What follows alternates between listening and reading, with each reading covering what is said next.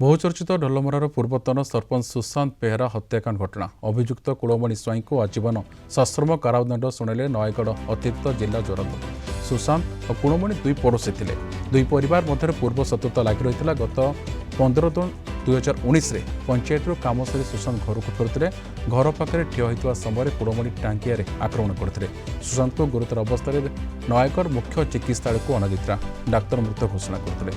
खंडपड़ा police अभियुक्त कुलमणि को गिरफ्त कर कोर्ट चालन करते।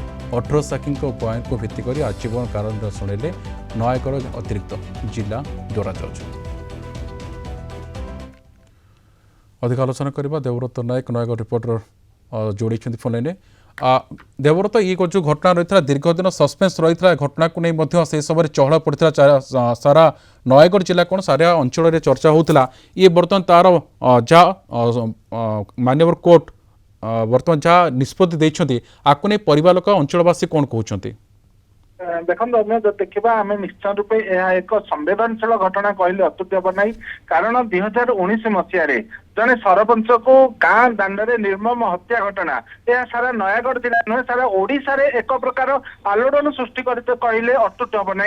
कारण से समय पूर्व शत्रुता केन्द्र कर दुई परिवार मध्य बद लगी रही। जो सुशांत पंचायतर किसी कार्य तुटाई राति प्राय 7टा ରୁ 8टा समय पंचायत घर को फेरुले से समय कुलमणि अतर्कित एक टांगिया आक्रमण करते। आक्रमण करने मुंडे गभीर आघात लगी परिवार लोक से संगे संगे नयगढ़ मुख्य चिकित्सालय आनी। नयगढ़ मुख्य चिकित्सालय डाक्तर मृत घोषणा करते। परवर्ती क्षेत्र में खंडपड़ा थाना पुलिस विभिन्न दिगर को तदंत करके साइंटिफिक तदंत आधार में अभियुक्त को जो अच्छी कुलमणि को अभियुक्त कुलमणि को गिरफ्त करते।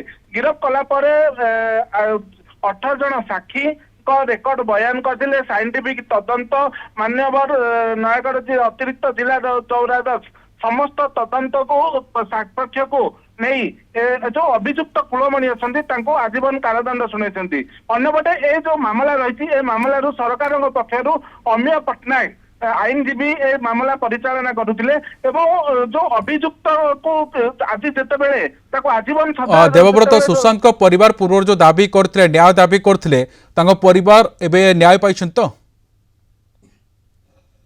आजीवन सजा गाँव में एक प्रकार किसी व्यक्ति माने खुशी व्यक्त कर देखा पड़ते आउ कि कहते अधिक कठोर दंड देवाई किसी लोक दाबी रखी परवर्ती क्षेत्र में परिवार लोक आम संपर्क फोन जोगे जोगाजोग करदेलु। परिवार लोक एक प्रकार संतुष्ट परिवार लोक बर्तमान संतोष कथा सामने आसूची जहाँ सहयोगी देवव्रत सूचना दूसरे पूर्व घटना को नहीं सारा अंचल चांचल्य खेली शेष में आज आजीवन दंडा होता जो घटना को नहीं स्थानीय अंचल गोटे खुशी माहौल रही। बहुत बहुत धन्यवाद देवव्रत आप तमाम सूचना पे।